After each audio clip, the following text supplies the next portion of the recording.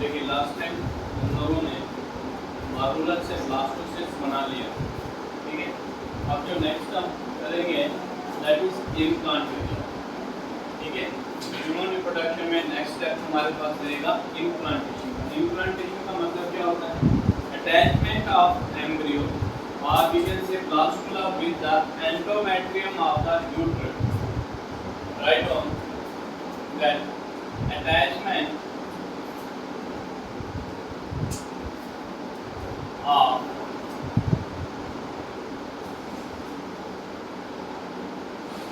blastocyst or embryo with the endometrium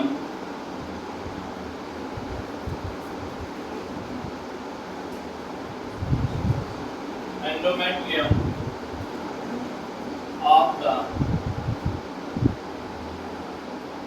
uterus, that is called as implantation. क्या होगी? implantation. Usually अगर हम time period की बात करें, implantation कब से कब तक, तो 6 to 10 day आफ्टर फर्टिलाइजेशन हमारे पास इम्प्लांटेशन जो है वो हो सकता है। कहाँ से कहाँ तक? 6 to 10 डे आफ्टर फर्टिलाइजेशन हमारे पास इम्प्लांटेशन हो सकता है। ऑन एन एवरेज अगर हम मान के चले that on the 7th day of fertilization, 7 दिन के बाद, फर्टिलाइजेशन होने के 7 दिन बाद हमारे पास क्या हो सकती है? इम्प्लांटेशन हो सकती है। यहाँ तक क्लियर? तो मोस्ट ऑफ द टाइम हमारे पास जो इम्प्लांटेशन रहेगी वो 7th डे में ही हमारे पास रहेगी। तो सबसे पहले हम मैकेनिज्म डिस्कस कर लेते हैं कि मैकेनिज्म हमारे पास क्या रहेगा इम्प्लांटेशन का, क्या क्या चीजें हमारे पास देखने को मिलेगी। What is the mechanism for implantation? ये हमारे पास मान लेते हैं this is the endometrium lining, blood vessels हमारे पास है, ग्लाइकोजन फिल्ड टिश्यू हमारे पास इसके अंदर रहेंगे। This is endometrium. हमारे पास these are the glycogen filled cells, ऐसे सेल जिनके अंदर ग्लूकोज भरा होगा। Here these are the blood vessels, blood vessels हमारे पास रहेंगी। और जो हमारे पास ब्लास्टोसिस्ट रहेगा कुछ इस तरह से हमारे पास इस एंडोमेट्रियम की तरफ अटैच। जो आउटर लेयर है सेल की उसे हम क्या कहेंगे? That is called as trophoblast. क्या कहा जाता है? और अंदर जो मास ऑफ सेल्स हैं वो क्या बना रहे हैं? एम्ब्रियोनल नॉब हमारे पास बना रहे हैं। क्या बना रहे हैं? एम्ब्रियोनल नॉब हमारे पास। Is it clear? And then there is the blastocyst cavity जो हमारे पास रहता है। अब यहाँ पे जो ये एंडोमेट्रियम के साथ में जैसे कांटेक्ट करेगा कौन? ब्लास्टोसिस्ट, तो यहाँ पे लोकल ओडिमा या स्वेलिंग जिसे हम कहते हैं वो देखने को मिलेगी। फर्स्ट साइन जो है प्रेगनेंसी का वो क्या मिलेगा कि एंडोमेट्रियम लाइनिंग में थोड़ी सी क्या मिलेगी? स्वेलिंग देखने को मिलेगी। That one is called as local stroma और ओडिमा। स्वेलिंग भी कहते हैं इसे, स्वेलिंग और oedema is seen at the junction of endometrium line।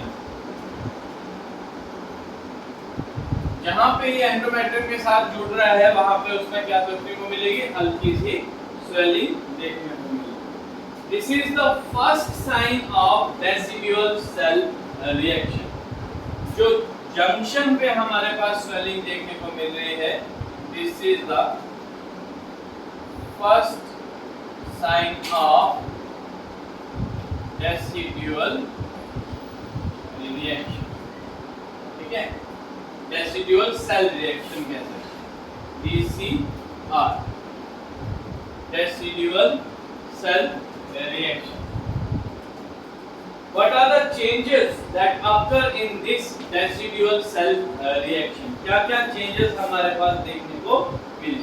ठीक है, उन changes के बारे में हम डिस्कस कर लेते हैं। Changes occurs at the time of residual cell reaction. So residual cell reaction में सबसे पहली change ये होगी कि ब्लड वेसल्स की परमिएबिलिटी बढ़ेगी और एंडोमेट्रियम वॉल की परमिएबिलिटी भी क्या होगी, इंक्रीज होगी। Number 1, that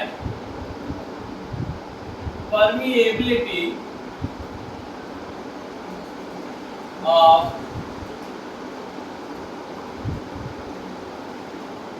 blood vessels and endometrium will increase। दोनों की परमिएबिलिटी हमारे पास यहाँ पे क्या है, बढ़ने वाली। ठीक है, जो फाइब्रोब्लास्ट सेल थे एंडोमेट्रियम लाइनिंग के बाहर, they will get converted into glycogen filled cells। बाहर वाले जो सेल पहले थे उन्हें फाइब्रोब्लास्ट कहा जाता था। Now, after the attachment, the fibroblast cells, they will get converted to glycogen filled cells। तो ग्लाइकोजन फील्ड का मतलब होगा ग्लूकोज से भरे हुए, जो कि न्यूट्रिशन के लिए हमारे पास काम है। दूसरी इंपॉर्टेंट चीज कि endometrium will get distracted. Distracted मतलब उसकी ब्रेकडाउन हमारे पास है। एंडोमेट्रियम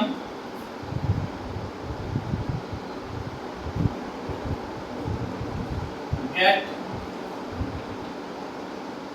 डिस्ट्रक्टेड, इसकी ब्रेकडाउन। और ब्रेकडाउन कैसे होगी, जब हमारे पास क्रोनरी विलाई सेल्स बनेंगे। ठीक है, form trophoblast cell and they will penetrate the endometrium by lytic and mechanic way।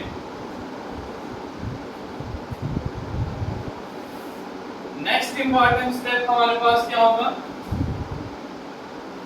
chronic villi are going to be formed from trophoblast cell। कहां से बनाएंगे, trophoblast cell, by the mechanism of lytic and mechanical way। Enzyme action के through हो सकते हैं और force भी वो लगा रहे हैं, जिसकी वजह से वो क्या हो रही है, ब्रेकडाउन हमारे पास हो रही है। ठीक है, अब एक और इम्पॉर्टेंट पॉइंट यहाँ पे याद रखना है, क्योंकि जो भी इम्प्लांटेशन हो रही है वो पूरी एंडोमेट्रियम लाइनिंग के अंदर हो रही है। ठीक है, तो टाइप ऑफ इम्प्लांटेशन,